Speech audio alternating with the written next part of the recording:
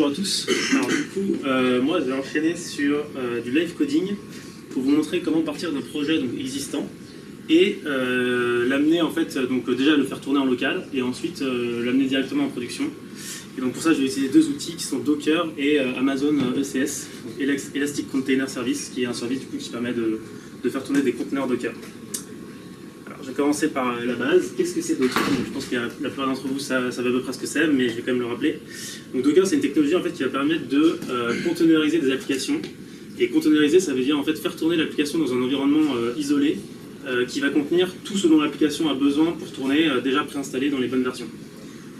Donc c'est un petit peu comme si on provisionnait une machine virtuelle, sauf que là c'est un conteneur et que c'est plus rapide à lancer. Donc comment on crée un conteneur? On part d'abord d'une image. Donc cette image, elle va contenir donc les différentes choses dont l'application a besoin pour marcher. Donc ça peut partir d'une image déjà existante. Donc là par exemple ça part d'un Ubuntu 16.04. Et ensuite par-dessus dans l'image on va spécifier d'installer donc Apache et de faire tourner Apache une fois que l'image sera lancée. Donc ça c'est ce qui spécifie l'image et ça se fait à travers un fichier de configuration qui s'appelle un Dockerfile.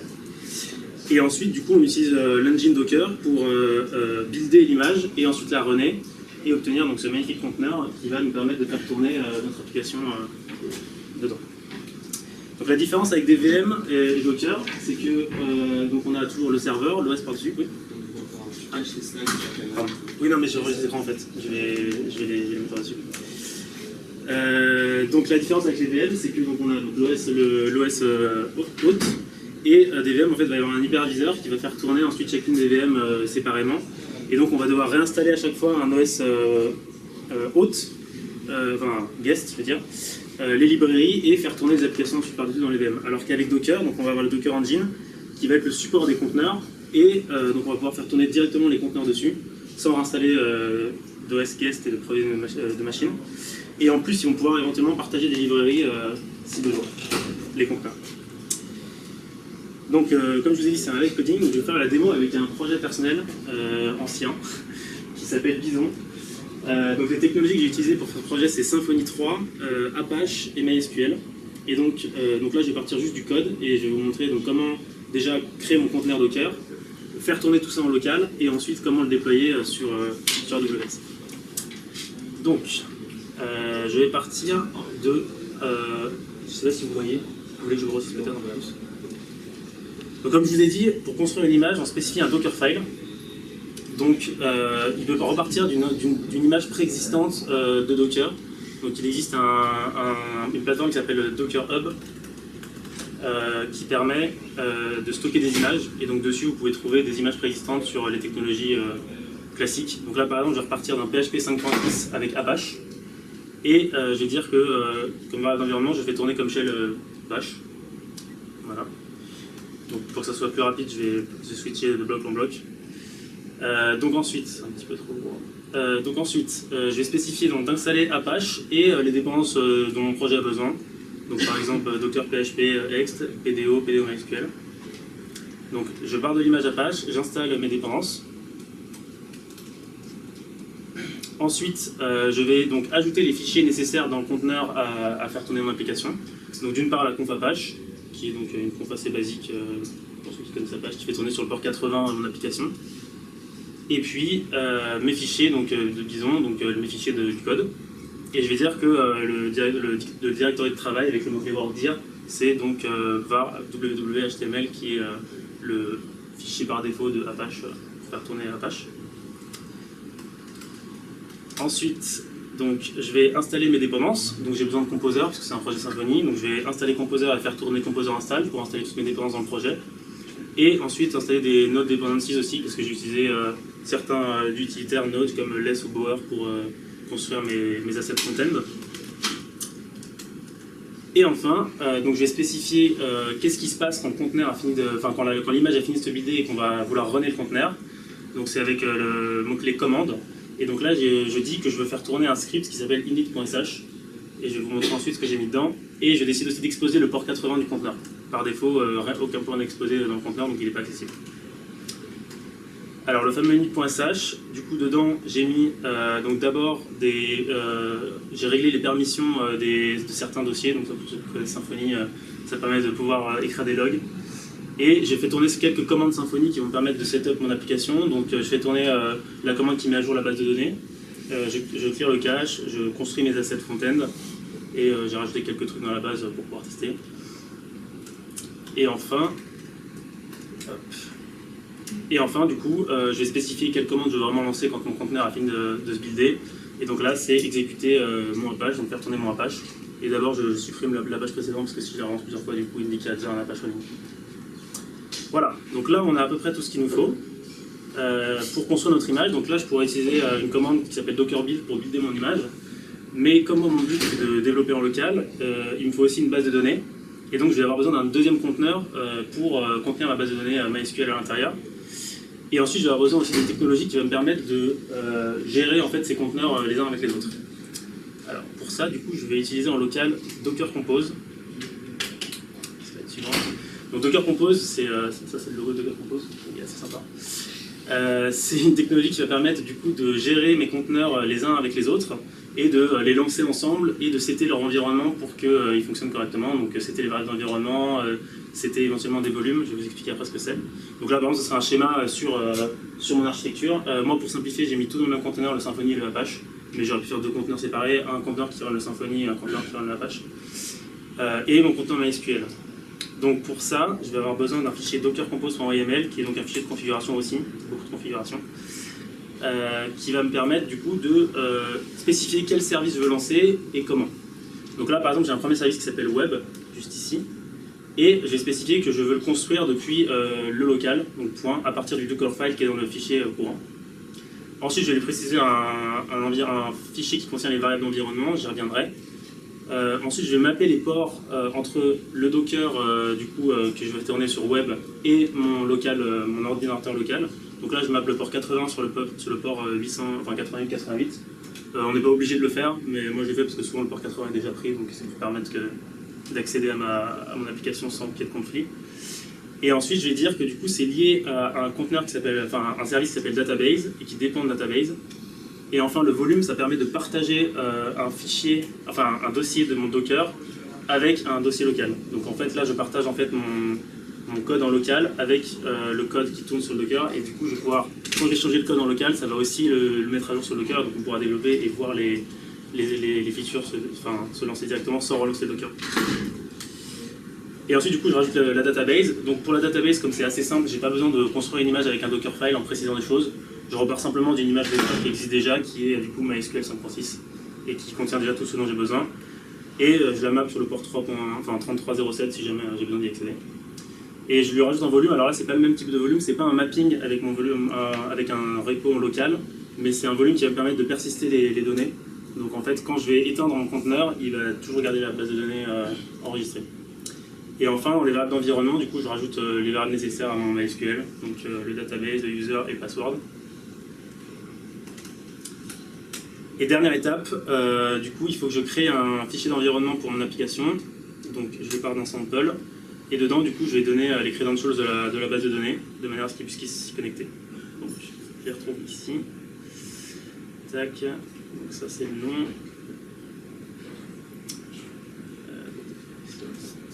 Ouais, c'est 3306. User.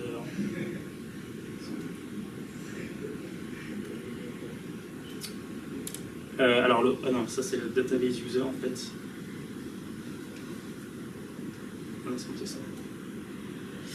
Et du coup, oui, j'ai oublié de vous montrer aussi, je crée un network entre mes deux conteneurs, donc, que je spécifie ici et ici. Donc dans le network, c'est un network qui s'appelle Bison Network.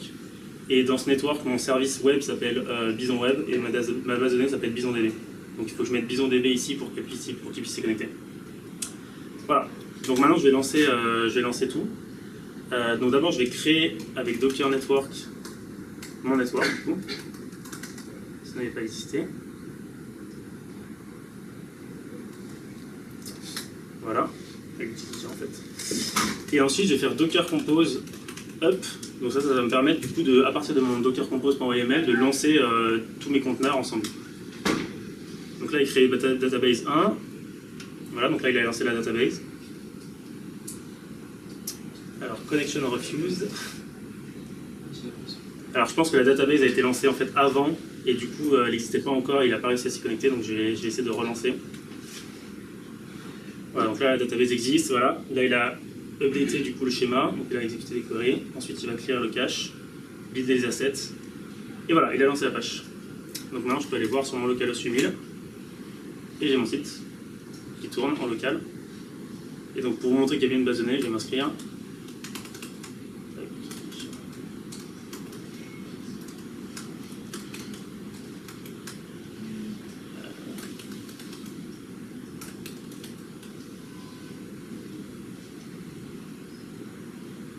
Voilà, il y a bien une base de données, ça tourne et je peux l'utiliser. Donc ça c'était la première étape, donc ça c'est pour avoir du coup un environnement local qui marche, donc à partir d'un projet existant. Et ensuite du coup je vais utiliser Amazon Web Services pour déployer mon projet, pour avoir une prod. Et pour ça je vais utiliser 3 services d'Amazon, donc Amazon RDS qui est un service qui va me permettre de gérer ma base de données, donc c'est là-dessus que je vais héberger ma base de données.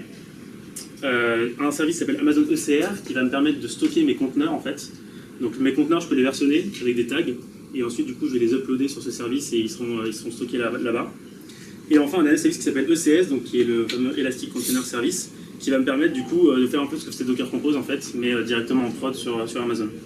Donc ECS, ça marche de la manière suivante. Donc on englobe tout dans ce qu'on appelle un cluster, on crée un cluster ECS. Et un cluster, en gros, ça va être le projet au sens large. Donc là, pour moi, ça serait Bison, c'est celui qui va héberger tout le projet Bison. Ensuite, dans les clusters, il y a différents services, donc je peux en créer plusieurs. Moi, j'aurais qu'un seul service parce que j'ai que mon site principal. Mais si j'avais d'autres services de support qui pouvaient m'aider, je pourrais les créer dans d'autres services. Et ensuite, on va runner ce qu'on appelle des tasks. Alors, une task, en fait, c'est la spécification de comment on va faire tourner un conteneur, en fait. Donc c'est dans une task, on va définir quel conteneur on fait tourner, combien on en fait tourner. Donc si on veut en faire tourner 3, 4, mettre un load balancer devant. Et ça, la task, c'est l'objet qui va spécifier tout ça.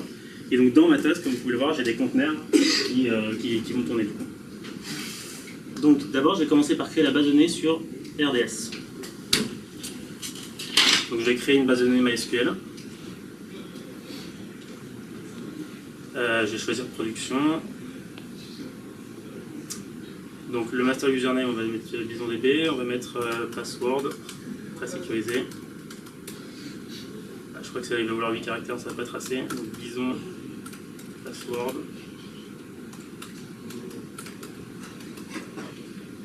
Voilà. Alors, il nous faut un nom. Donc Bison, DB, démo. Je vais la rendre public, accessible de manière publique pour simplifier. Le DB name, je vais mettre BisonDB. Le port 3306. Et voilà. Donc là, ça va lancer mon instance. Et du coup, en attendant que ça charge, je vais aller créer mon cluster sur ECS.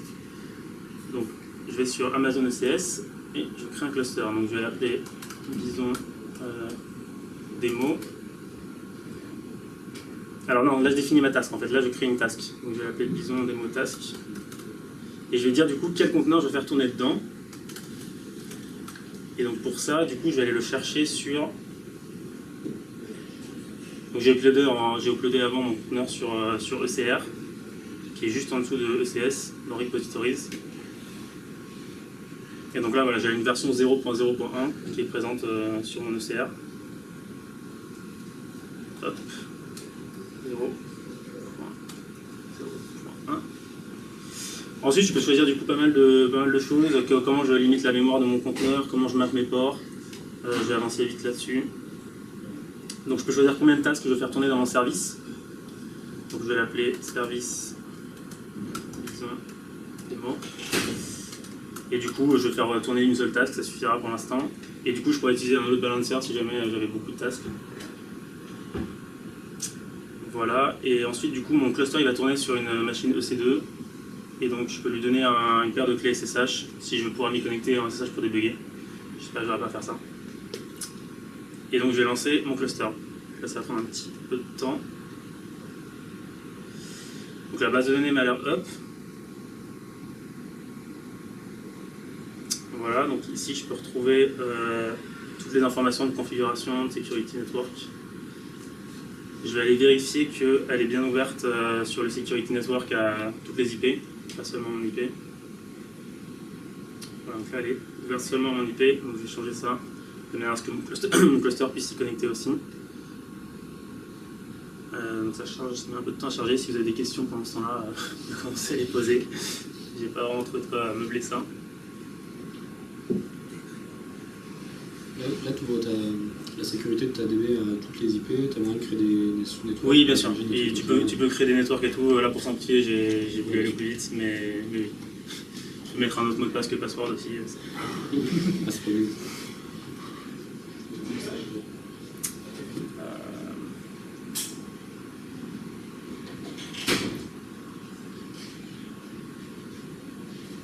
Le upload, là, tu l'as fait manuellement, tu as utilisé une ligne de commande? Le upload, j'ai utilisé une ligne de commande, ouais. J'ai passé aussi cette partie-là parce que du coup, il faut se register, il faut... c'est un petit peu long.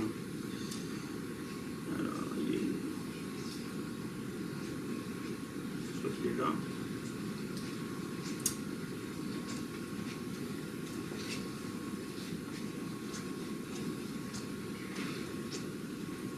Du coup, tu recommandes de l'utiliser quand cette structure, par exemple, les outils utiliser Docker plutôt que Vagrant Alors, utiliser Docker plutôt que Vagrant, j'ai pas forcément un avis très tranché dessus parce que j'ai assez peu utilisé Vagrant moi. Docker, je trouve ça assez pratique en fait quand tu as beaucoup de services et que tu veux les faire tourner indépendamment et potentiellement les connecter à différents environnements.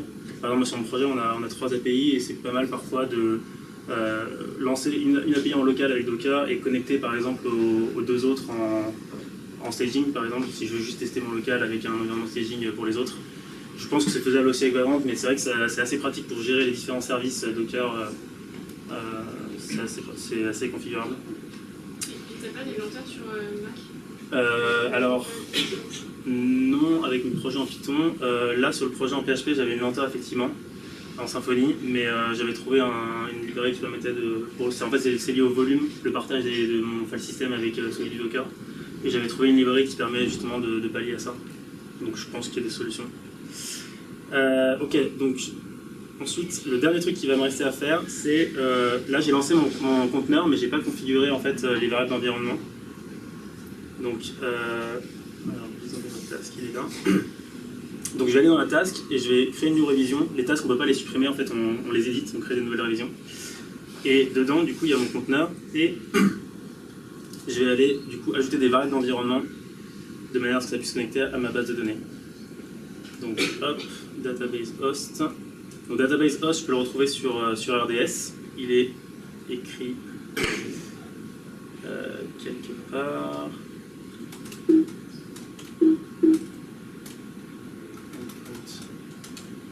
Not yet available, ok. Ça met un peu de temps à se lancer, donc...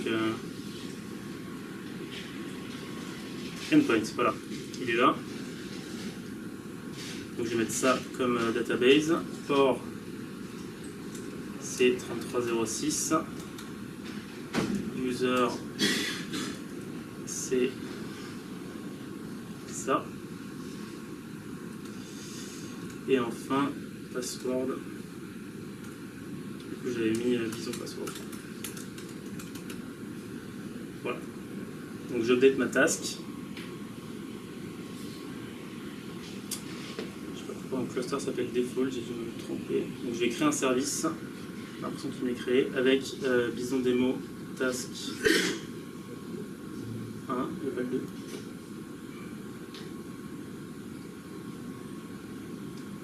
Hop.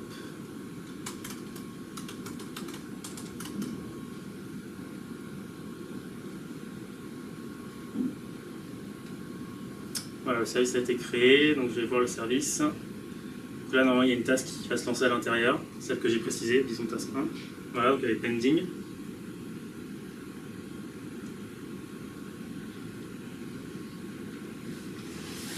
Je vais attendre qu'elle soit up.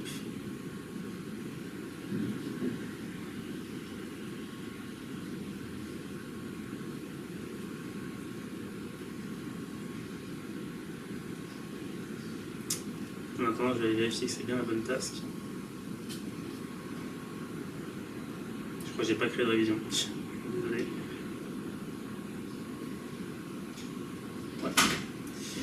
Pas créé de révision. Bon, du coup, ça va pas se connecter à la base de données. Là, je vais vous montrer du coup un cluster où c'est déjà fait. Donc là, on a la task ici sur un autre cluster qui run, vous allez voir, le même conteneur. Donc voilà, sauf que lui, il est configuré avec une base de données. Et donc si je vais sur son adresse, tac, j'ai le site en prod qui tourne et je peux vous montrer aussi l'inscription.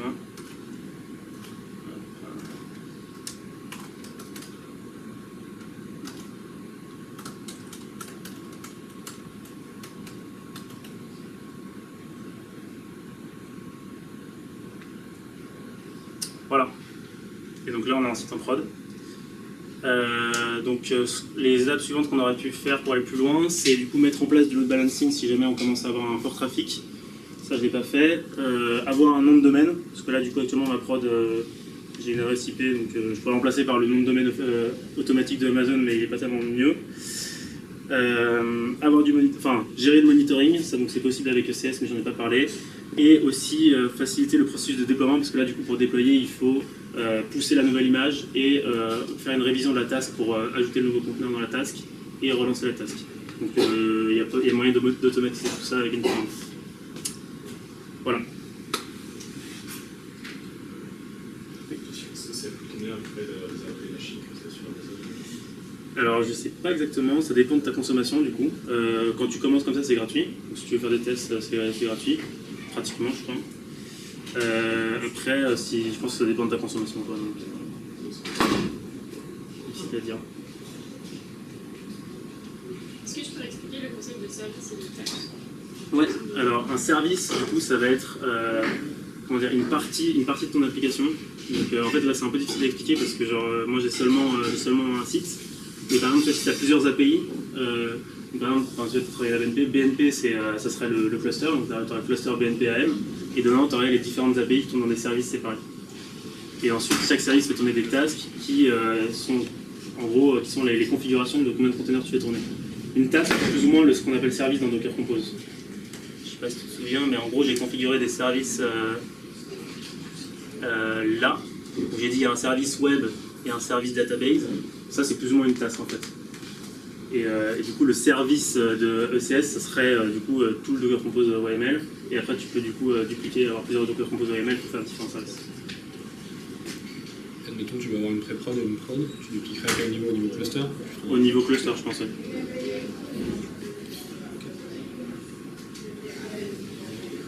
Du coup, là, tu as mis ton mot de passe dans une variable d'environnement. Tu vas taper en clair, elle apparaissait en clair partout. Ouais, c'est voilà. Tu as moyen de partager des secrets ou, je pense qu'il y a moyen de chiffrer tout ça. J'avoue que je suis pas allé plus loin là, pour l'instant dans le. Toute la conf que tu as créée sur l'interface, j'imagine que tu peux la versionner, enfin l'extraire, peut-être la recréer en ligne de commande et faire ça. Du coup, il y a un utilitaire en ligne de commande qui permet de faire tout ce que j'ai fait sur l'interface. C'est avec ça par exemple que j'ai poussé l'image. Après, voilà, mon interface c'était plus visuel. Mais...